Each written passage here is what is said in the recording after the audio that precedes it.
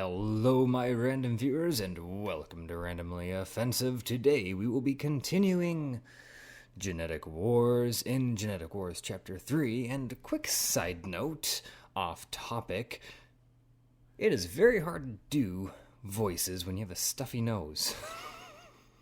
But surprisingly, it opens up a whole new line of other voices that I can't do otherwise. So who knows, maybe I might start shoving cotton balls in my nose and give myself a bigger arsenal of voices. But anyway, with that being said, if you have missed the previous chapters or the previous story, this predecessor, I will have Genetic Blessings playlist linked at the tippy top of this video right here right now, and I will have the previous chapters linked at the top as well. So, without further ado, let's continue Genetic Wars Chapter 3. Abraham sits against the doors on the outside of the Yin Yang HQ as he watches his team, the team that was put together by Vince and Alex, and as he watches, he doesn't watch to study them or to study how they operate, but instead just watches them as people. As he looks over and looks down near the river that flows not too far from the HQ, he can see Zorg skipping rocks down it, as it seems like that is the only pastime that Zorg enjoys, besides eating everything that they have. And Abraham begins to grow a smile on his face, for this big buffoon used to be one of the most feared Genetic Blessings, along with his brother Lance. However, amongst getting to know him more, even though he is incapable of speech, he's a friendly giant, and doing something as simple, as innocent as skipping rocks all day, every day if he could, speaks a lot of his childlike, simple mind, and it brings peace to Abraham's thoughts as he then looks at Howard, who is also sitting outside in the long grass, relaxingly polishing his guns and enjoying the nice weather. Though, unlike Zorg, this does not speak positively of Howard's personality, at least not for Abraham, for Abraham has always known that Howard's involvement in the Yin Yangs and Howard's involvement with Vince had always had to do with him making easy money, and if it wasn't easy, it was surely more than anyone else would make. And so, of course, it makes perfect and most logical sense that Howard's pastime would be cleaning the tools that bring him in such large paychecks. And then Abraham looks at Walter, still not 100% sure how he feels about this oddly intelligent giant. And as he looks at Walter, Walter does what he always does in his pastime, as he sits against a tree, simply reading a book. Though he never reads anything that would bring joy to the average person, as all his books are either strictly about history, or political science, or algebra, or something else of that nature. With Abraham curious what drives this man to build his intellect so, and how someone could be so intelligent yet struggle to speak. For normally, when you think of someone with a speech impediment, you don't normally think of the most intelligent men. And with Abraham being done watching his fellow friends, he then gets lost in his own thoughts. As he takes off his fedora, he begins thinking long and hard about all the past events leading up to the war and all the events that had brought this team together in the first place. For the only reason Zorg is even a recruit is due to an ultimatum given to him by Vince Caballero, with the promise that if he joined the team, he would not lose his older brother Lance and would always have his older brother's protection. And of course, that is not the reality, for due to joining the team, Zorg had lost Lance to the Chief, and it was all because Vince needed one more night before making the ultimate sacrifice, one more night to spend with his family before saying goodbye. And what did that even lead up to? It led up to Vince backing out. It led up to Vince not even having what it took to make the sacrifice, as he passed it on to Jasmine, forcing Al to lose a woman that he loved, a woman that he wanted a future with, and the only reason Al is even part of this war is to carry out her sacrifice, carry out her mission, so that her death is not in vain. And then Howard. Well, Howard's only involvement is, of course, money, and Abraham can't help but not be able to respect such a motivation, for if your only goal is to make the cash, then what makes your side noble? What makes your position noble? And what on earth gives you the will to stick with your side, even if it is losing? For he wonders if he is offered more money. He wonders if Howard would leave and switch sides for a better paycheck. And Walter, a man that he knows little about, a man that seemingly joined the Yin Yangs for no reason, and just showed up out of nowhere with information and knowledge that he should never be able to have, with being able to pull off feats and negotiations that no one should be capable of pulling off. And no one even questions Walter.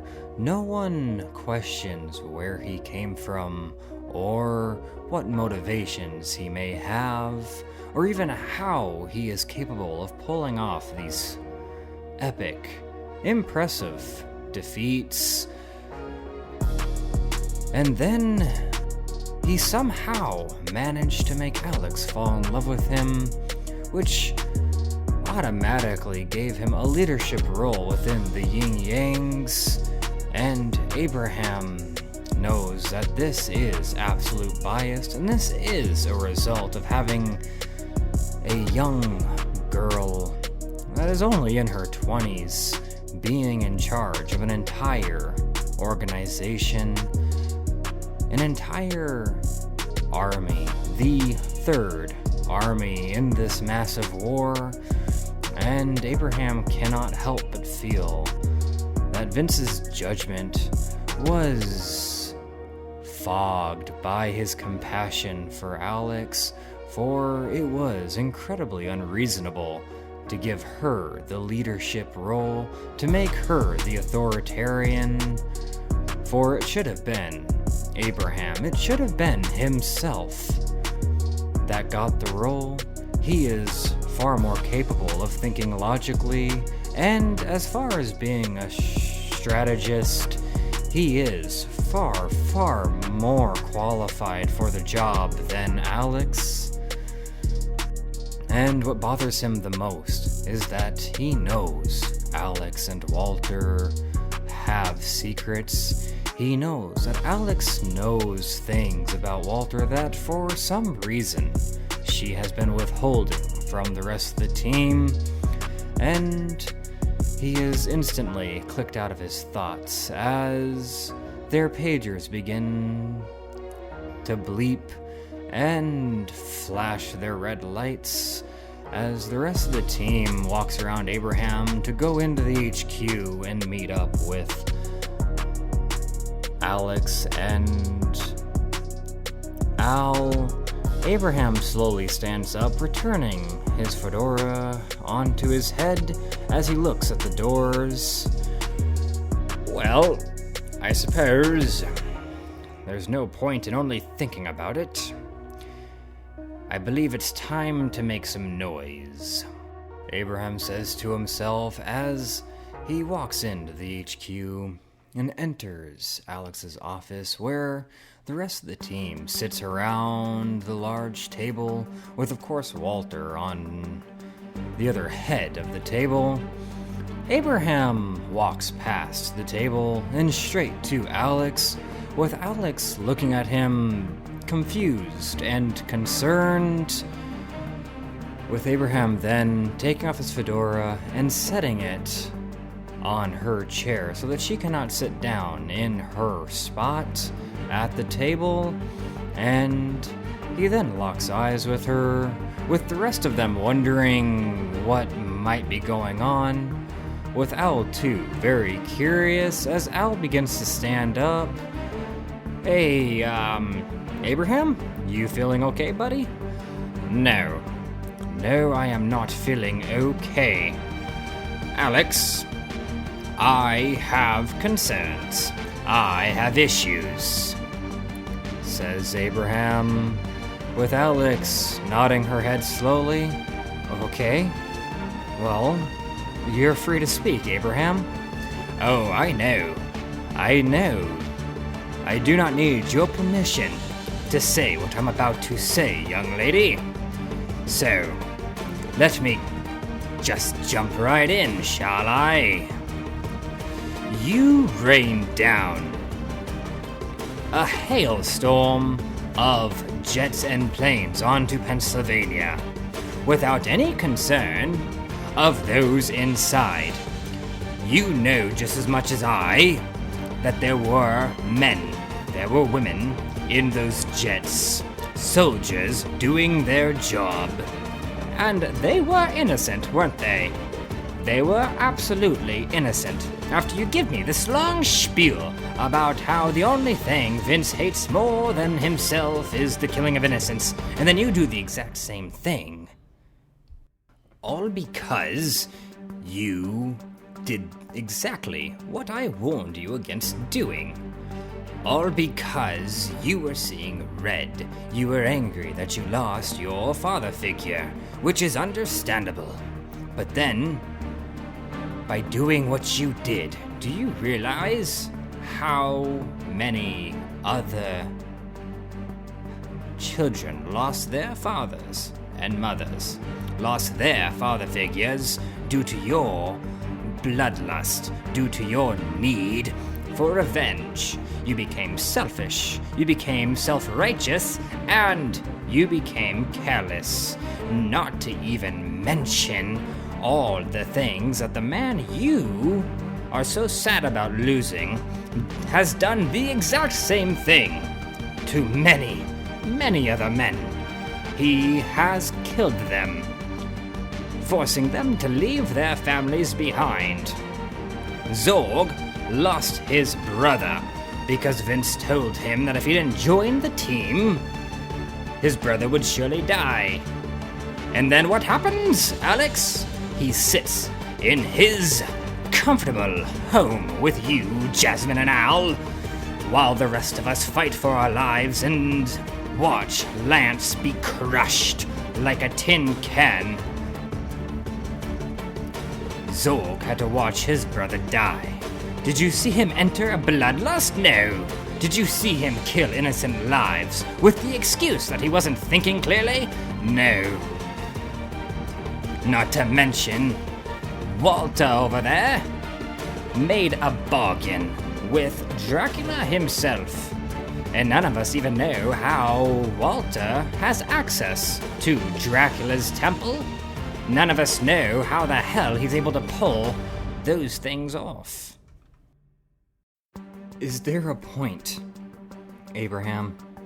Are you getting to a point, says Alex, trying to control her legs from shaking, for Abraham has been talking to her quite aggressively, and his body language has been nothing less than aggressive as he's waving his hands and pointing his finger at her.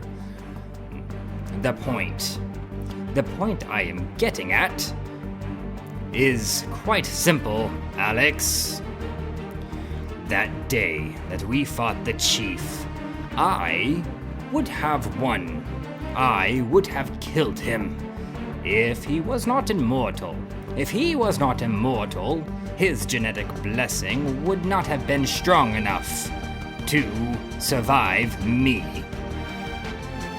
And then Al would have killed the chief. Even with him having 2 genetic blessings, the only thing that protected the chief from the likes of myself and the likes of Al was his immortality. But Vince stood no chance. Vince was beaten fair and square. Even if the chief had not had his immortality, Vince would have stood no chance.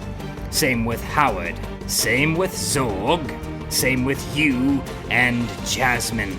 So, what I'm about to say, right here, right now, the next words coming out of my mouth, you best believe that not only do I mean it, but I can back it up. Are you about to threaten me, Abraham? Are you about to threaten your leader in front of your entire team? Threaten? I would not see it as a threat if I were you. I would see it as a warning. Not just a warning for you, but a warning for the rest of the team. Because the only person in this room that I fear is Al. Even though he does not have a genetic blessing, I believe Al could stand a chance against me. Though I'm confident I would be able to beat him if the time ever came. So, here's my warning to you and everyone else.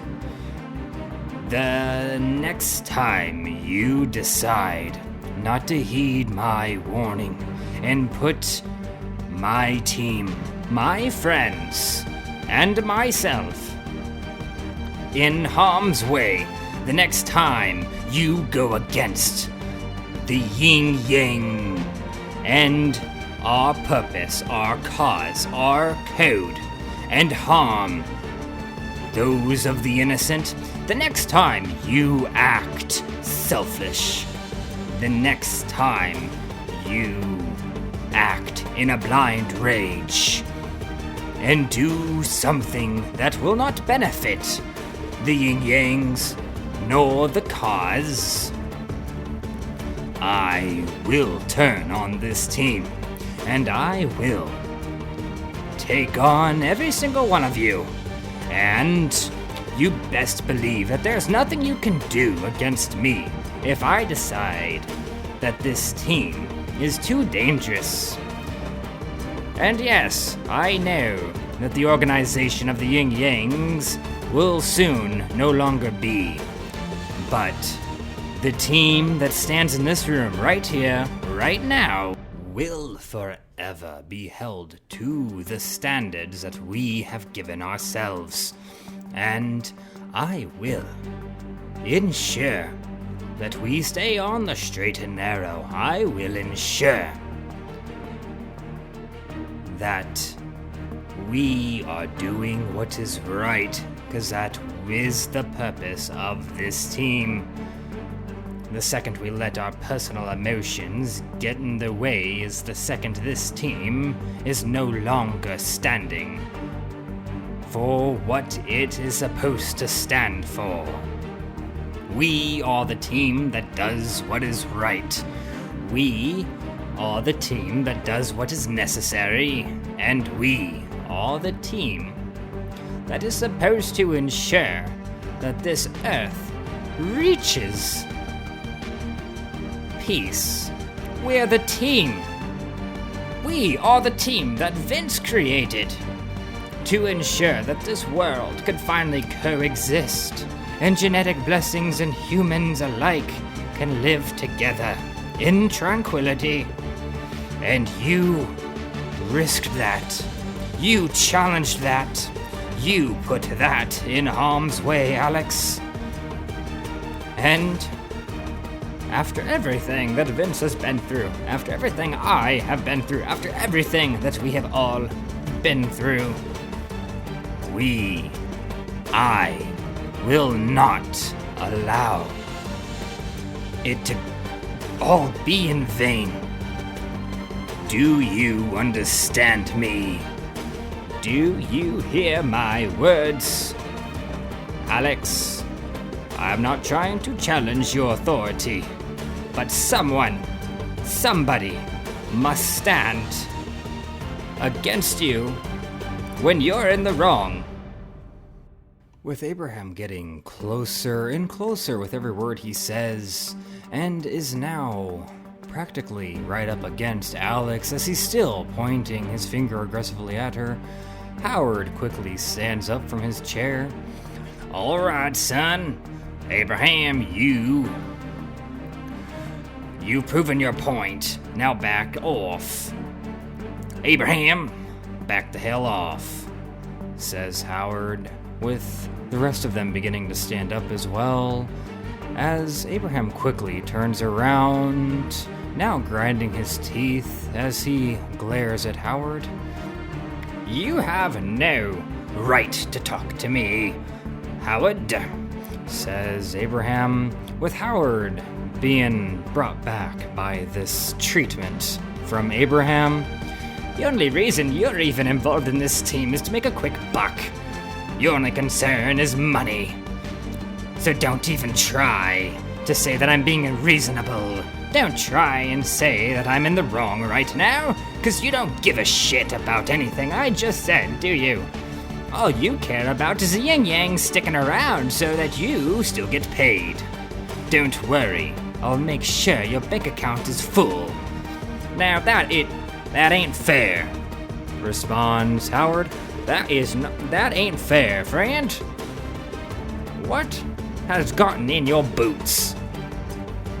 Responds Howard, with Abraham now glaring at the whole team as Al, Howard, Walter, and Zork look at him, not knowing what to think. Alex takes Abraham's fedora off of her chair and then sits down as she stretches her arm out, handing him back his fedora. I'm going to need everybody to calm down, says Alex, still extending the fedora to Abraham. Abraham is absolutely right. I do need somebody to stand up against me when I'm in the wrong. And he's absolutely right that somebody has to keep this team focused and going the right way. So, Abraham, if that is a burden that you want to take, if that's the task that you want, I don't see anyone else more qualified. And I hope that after this, we can move on from this.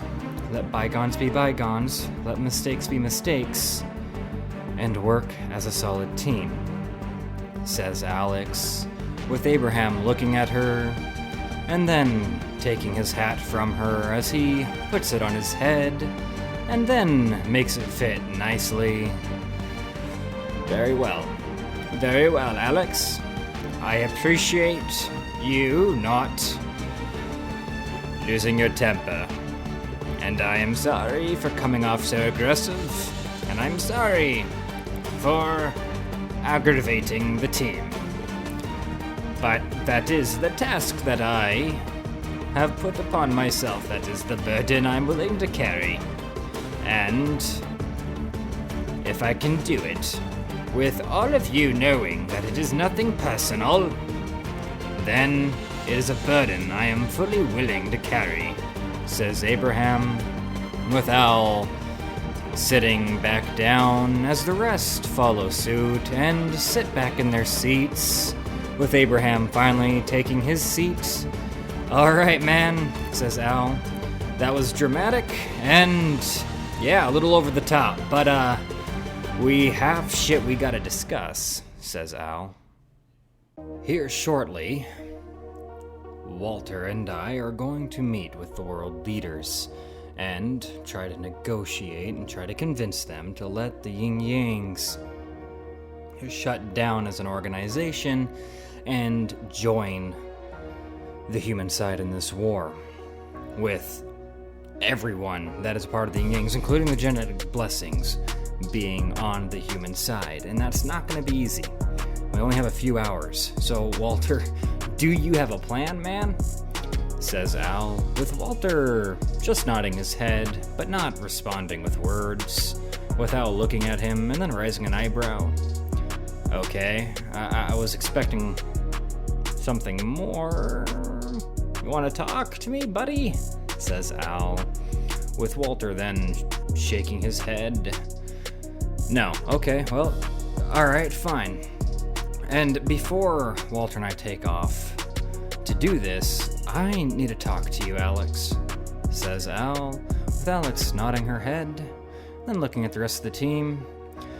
"Alright, well, Walter and Al are the only ones that have a mission, so the rest of you guys, take an easy day, and I'll catch up with the rest of you later," says Alex, with Howard, Zorg, Abraham, and Walter leaving the office. Al sits next to Alex and looks at her, with Alex looking back. "Okay, what do you want to talk about, Al?" "Well, it's simple, actually. It might not be simple. I don't know. I don't know if this is complicated or simple. Can you please just get on with it, Al?" interrupts Alex, with Al quickly nodding his head. Yeah, so I need to know some things about Walter. I need to know that he's not going to be another chief or another guardian, because certain circumstances have somewhat informed me that he may not be the up and up when it comes to trust. And I need to make sure that I am following a guy, I'm going on a mission alone with a guy that I can trust. Do you kind of get what I'm saying? Says Al, with Alex nodding her head. Yes I do. I may not be able to answer all your questions, but ask the ones that you think are necessary and I'll do my best. Well, it kind of falls under the lines of kind of what Abraham was talking about. How did he get into the temple of Dracula when the only way we were able to get into the temple is when Dracula summoned us personally? He managed to get in there without Dracula even being anywhere near it, forcing him to leave, which I know it saved our lives, but how? Does he have some type of connections with Dracula? Does he have some type of connections with the God Orb? What's going on with that? Says Al, with Alex leaning back in her chair, looking up into the ceiling, and then looking down. I can't give you all the information on that, Al, but what I can say is Walter was sent here through other entities, through higher entities, beings that have a lot to do with genetic blessings and with the God Orb. And he was sent down here with a mission, and that mission correlates with our cause. And so he has a lot more free reign than a human being or a normal genetic blessing. A normal genetic... You're saying that guy is a genetic blessing? What the hell is it? Speech impediment? No, it's... he can't use it. If he does, there would be major consequences, because his genetic blessing is not of this world, or of... It's not like he was a human that got a genetic blessing. He was something else when he got the genetic blessing, and so his genetic blessing is far more powerful than what this world is capable of handling. Okay, responds Al, nodding his head and now a little concerned about what kind of scale the genetic blessings are actually involved in. What kind of higher beings? How far does this go? And how much do they not know about the beyond? About beyond the genetic blessings. Okay, says Al after he has taken time to think.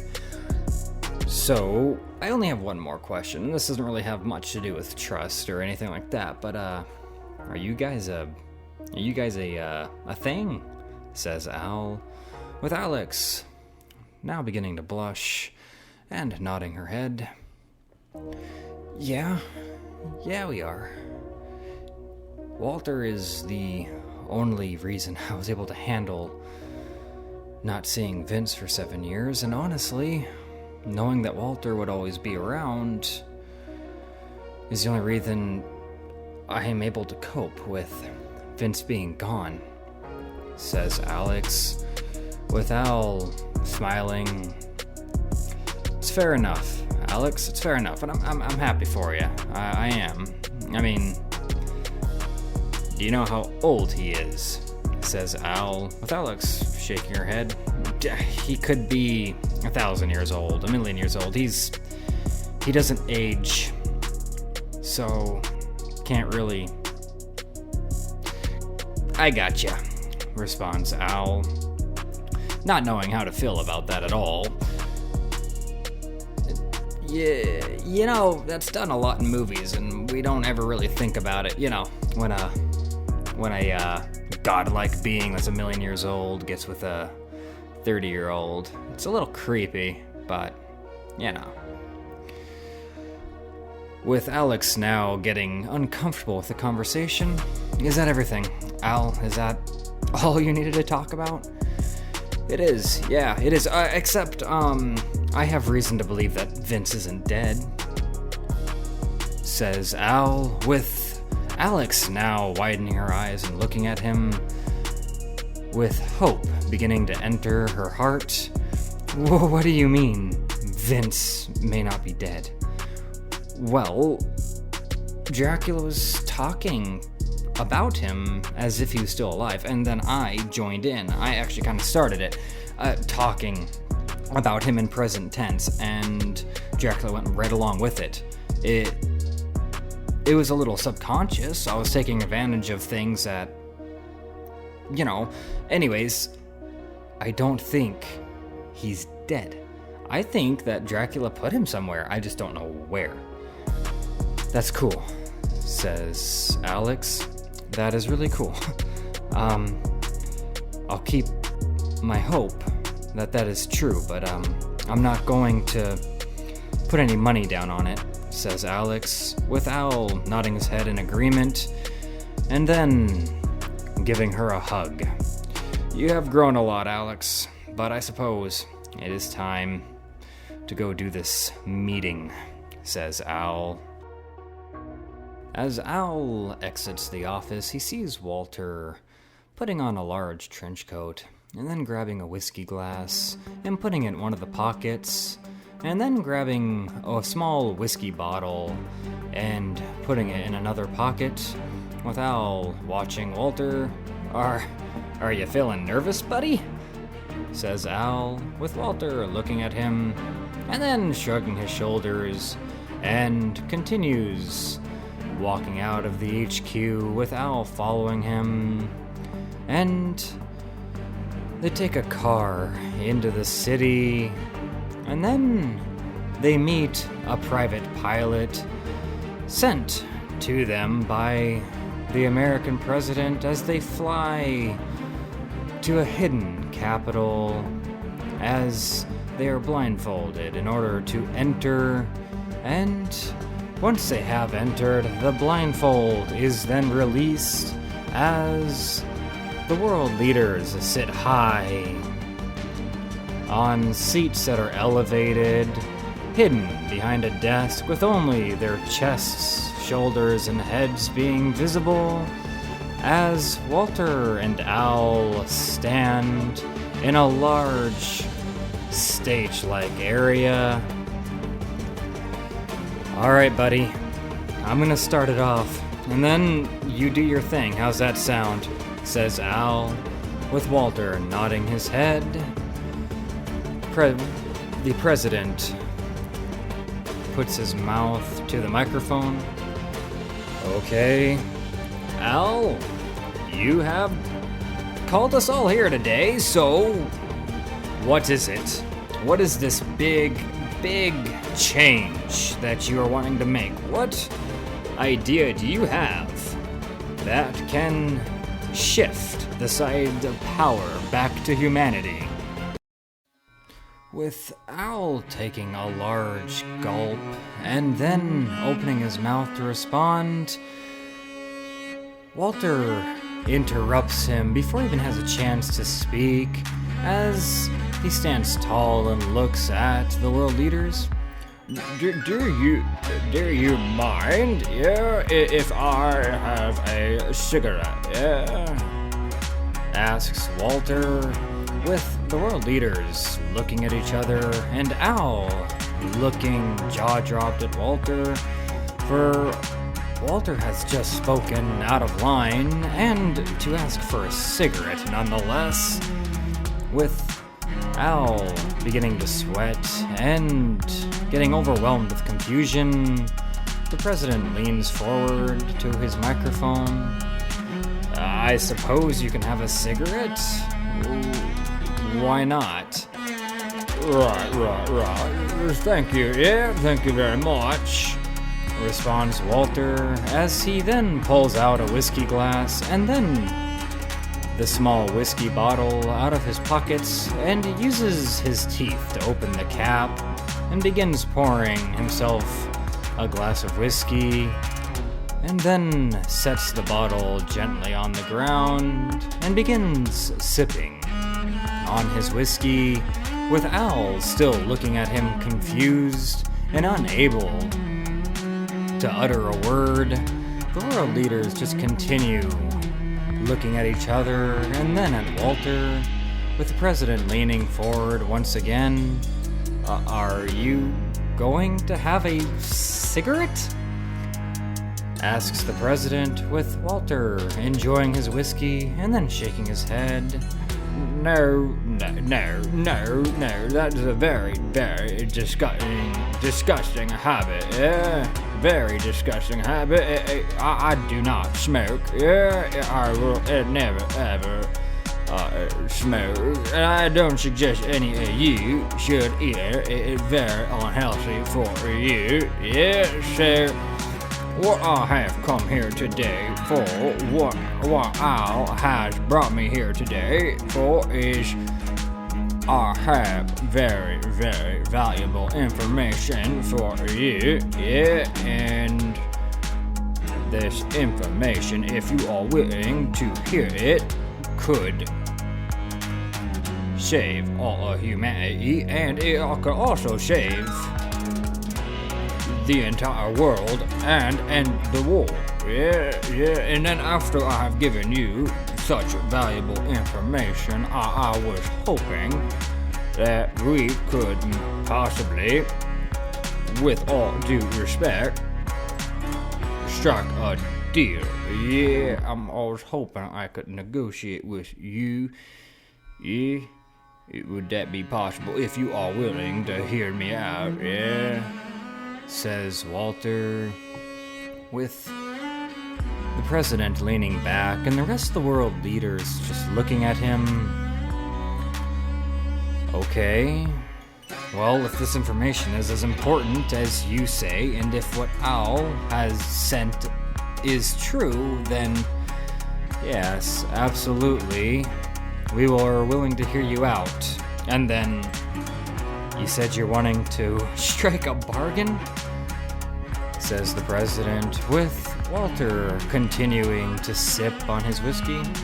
This is a very good, says Walter as he looks at the glass. This is quite delicious. Al, would you like a taste? Says Walter as he extends the glass to Al, with Al shaking his head. Right. Alright, so the information I have brought you is quite simple. So the information that I have regards what happened in Pennsylvania, the slaughter, that war that you guys lost horrifically, the countless people, the countless lives lost that day. I know how to prevent it from happening again, and I know how to ensure that this will never, ever replay itself.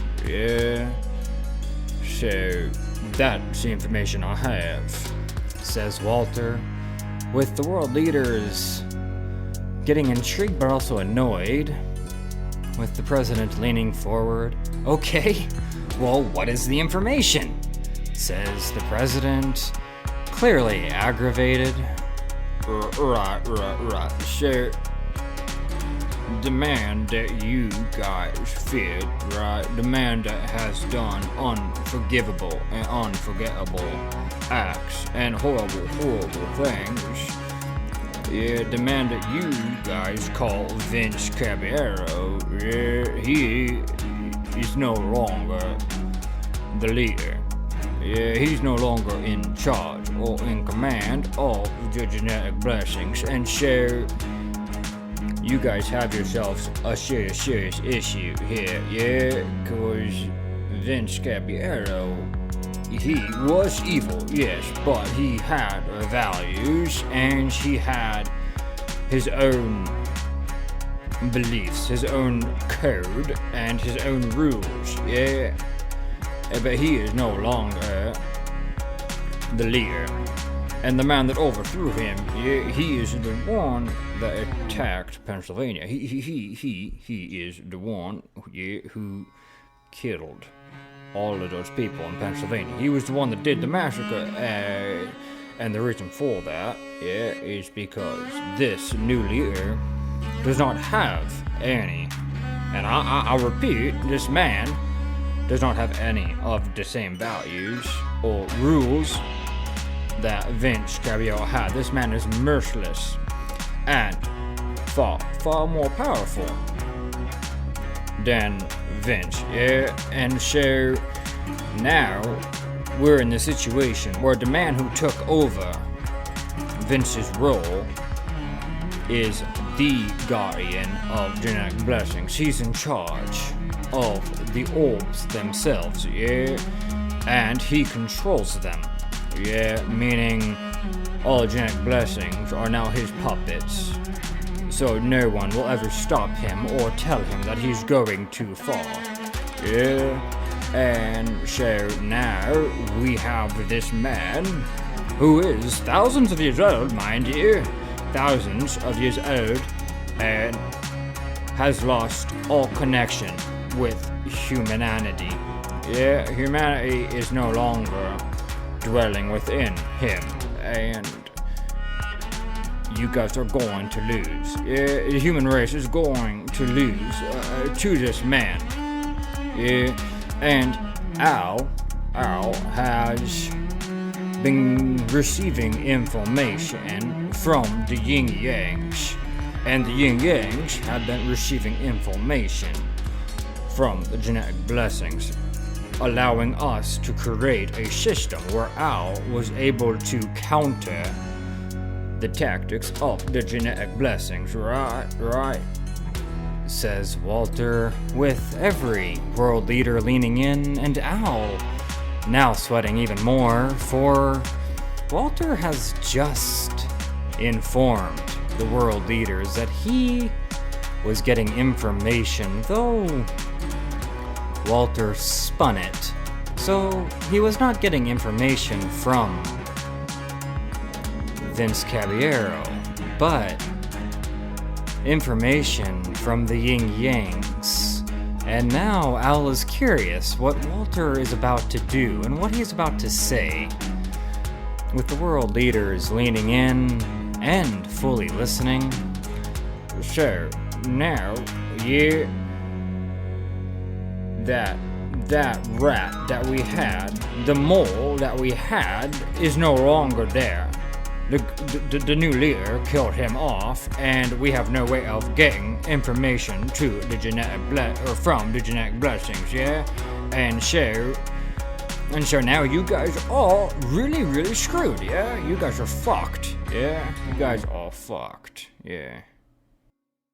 With the president then leaning towards the microphone once again, Al, is this true?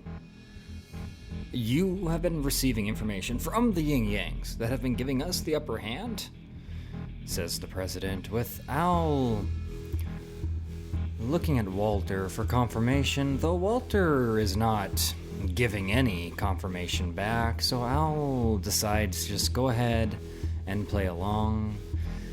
Yeah,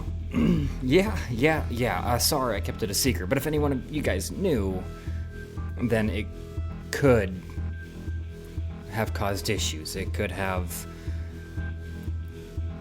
caused issues, says Al, not knowing what to say or having any experience in lying. His throat begins to choke up, with the president looking at Al. Why would it have caused issues? Says the president, with Walter taking one more sip of his whiskey and then raising a finger. Yeah, right. Hold on. The reason why we could not inform any of you as much as we wanted to, we wanted to let you guys know, yeah? We could not because there is someone else giving information, but it is someone in your community. Yeah, it's someone on the human side. And he was giving Vince Caballero information, yeah? And Al knew about this person, yeah? And so he knew that if anyone knew that there was a mole on the genetic blessing side, yeah? Then the mole on your side might actually have gotten that information, yeah? Says Walter, with Al looking at him and beginning to smile at this man's quick thinking on his feet and ability to lie and to manipulate situations the way he does. Al finds it intriguing, with all the leaders leaning back at the knowledge of their human race having a mole that was helping the genetic blessings, heavily disturbing them. The president begins to speak once again. So who is it that has the information? Who? Al, do you know? With Al knowing that Walter cannot do all the speaking, for it would seem far too suspicious, tries to loosen up his throat. Well, no, I know that we have one. There's lots of evidence, there's lots of signals going from our computers, and there is a paper trail, but I don't know from whom. They've covered it up very, very well. Actually, they've done an amazing job at covering it up. If you guys weren't told, you would never, ever have figured it out. This guy's incredibly impressive, says Al, with Walter looking at him for... He's starting to say too much. Right. What Al is trying to say is we don't have to worry about the mole at all. We don't have to worry about it, because this is all the information we have. And now I have a deal. Yeah, I have a deal to make. And this deal here, you are going to want to accept this deal. You're gonna want to accept this deal, says Walter as he is seemingly mumbling to himself, looking at his whiskey, with the world leaders only leaning in and not asking what the deal is, but just waiting for Walter to speak. So here is my proposal.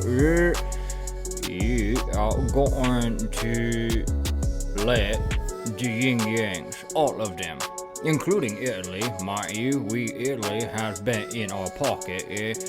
You're gonna let all of them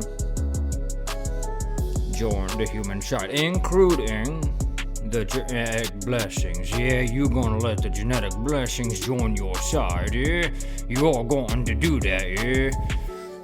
Says Walter, now starting to speak with more of a command, more of an authoritarian voice, with the world leaders almost standing up out of their seats with the request. Now, hold on, responds the president. We can let most of the yin yangs join the human side, but only the human yin yangs, none of the genetic blessings. No, that's not gonna work.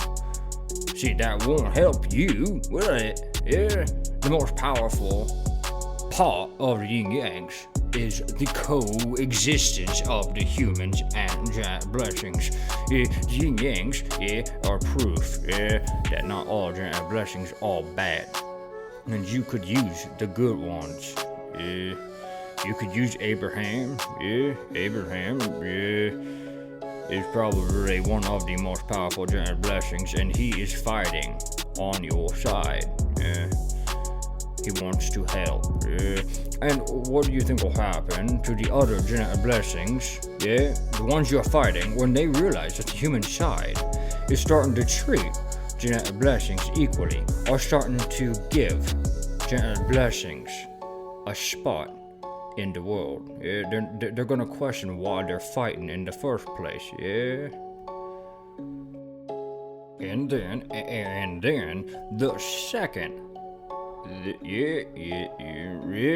second that the genetic blessings start doubting the wall, the second they start doubting the reason they joined, their army will become weakened, and you will have genetic blessings that are tired of the wall, just as tired as you are, will start turning themselves in to end this insanity. And so the second you start doing that, this war can be over. And now I'm not telling you to give them equal rights, right? I'm not saying that, right? You can make it so that they don't qualify to go to college, so that they never rise into power. They can't do jobs, that will allow them to be an authoritarian, unless it is managing a fast food joint. But there are things you can do, to ensure that humanity stays on top, because humanity needs to stay on top, but if this war doesn't end, you're going to lose. You're going to lose. You saw what one man, could do, in Pennsylvania. He took out every single jet, every single plane you sent there. He took out with mighty spears, just booming, boop, pop, popping out of the ground. And so you can't, I think I have proven my point, and if you do not want to make this deal, then I'm going to return to the yin yangs, and we're going to continue our fight, and we will master this coexistence. We will do what needs to be done to end the war, right? Yeah. And what will happen is the genetic blessings and the human race, they will just kill each other off. And once they do, the yin yangs will continue living on. Yeah, that's what will happen. I don't want that to happen. Do you want that to happen? Yeah? Do you want that to happen? Yeah? With Walter then setting his glass down and folding his wrists across themselves, with the rest of the leaders, the world leaders, whispering amongst each other, and then the president leaning forward, "We do not have a decision for you right now, so we ask you to leave, and we will send you a letter. Al will give us the residence, and we will inform you of our decision," says the president, with Walter nodding his head, and Al doing the same. They return to the HQ, and they sit in the HQ waiting for days and days and days, with Al constantly pacing around the HQ, annoying every single person, with Walter and Alex doing what they can to keep their mind off of the decision that's about to be made, with Walter having only told Alex what the bargain was and what the deal was, and giving Alex and Alex alone all the information of when he talked to Dracula, with Abraham, unbeknownst to them, is listening in on their conversations as he lurks around the corners and presses his ears against the doors, and Abraham begins feeling distrust towards Alex and Walter, while at the same time feeling a disconnect with the team, as the rest of the team is following them blindly, and seemingly is just doing this because it was the life they were thrown into, while Abraham worries that they have forgotten why they started this war, and this past 7 years has been long enough for them to just become complacent.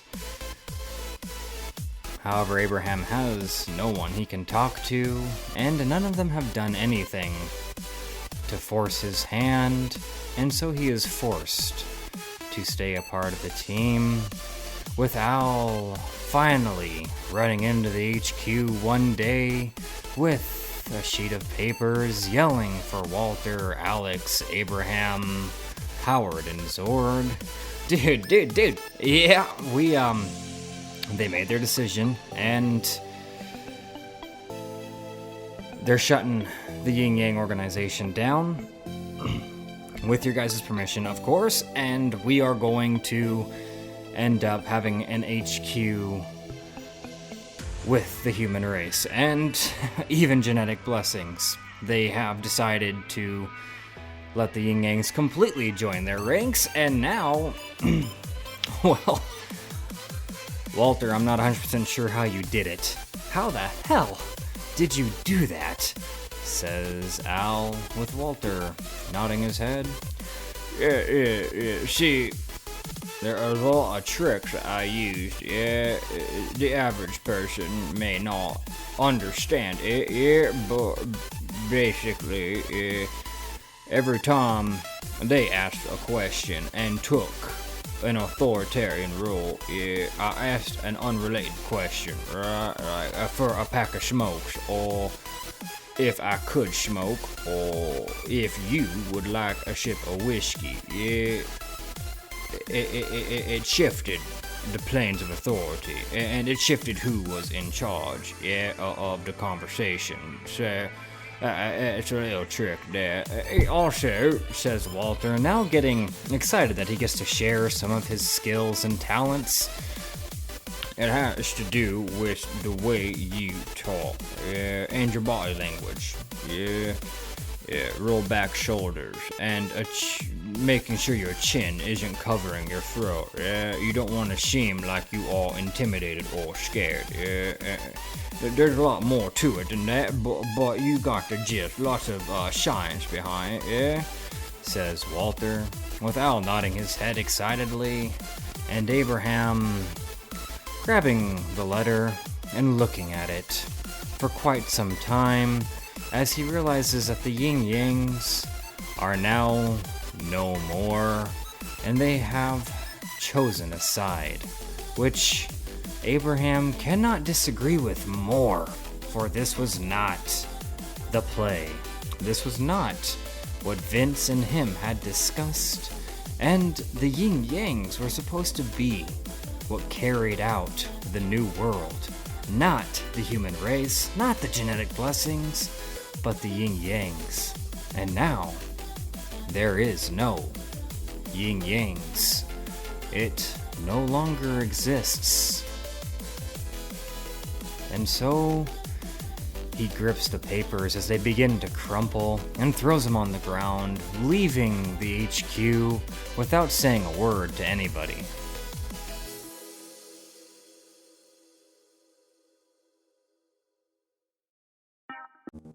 And the Yin Yang organization being shut down, and the Yin Yangs joining the human race being on the front page of every newspaper and being the topic of every news broadcast as the world is informed that the Yin Yangs have joined the human race.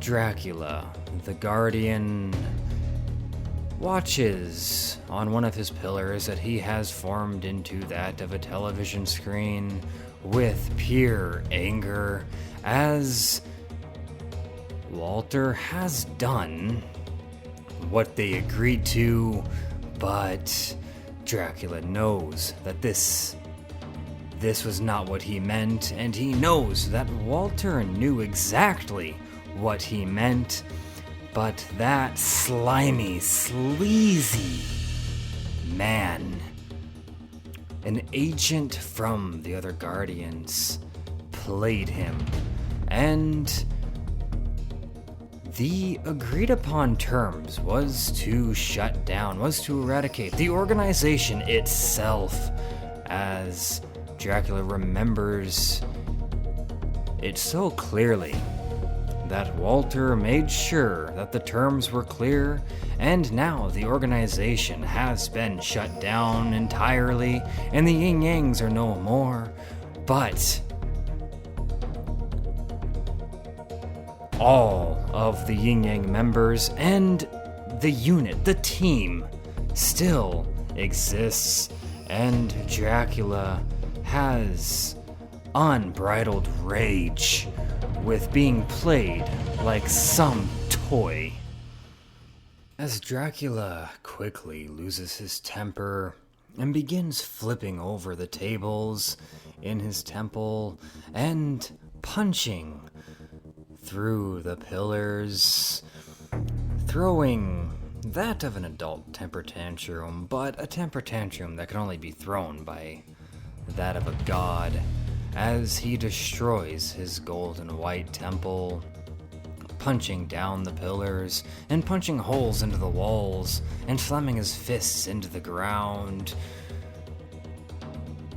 He then gets an idea that makes him quickly calm down as he walks to his throne, which is the only thing that he has yet to harm, and sits upon it, putting his hand over his forehead as he laughs at the plan that he had just come up with the great idea that he has just had. And now Dracula knows that everything is gonna be okay for him, because there's no way his new plan, his new strategy is going to go wrong.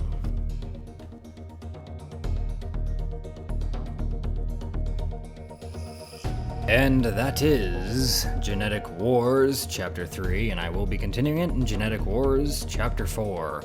If you guys have listened for this long, thank you very, very much, and if you enjoyed, please do consider hitting the like and subscribe button. Take care of yourselves, do not get by a meteor, and bye.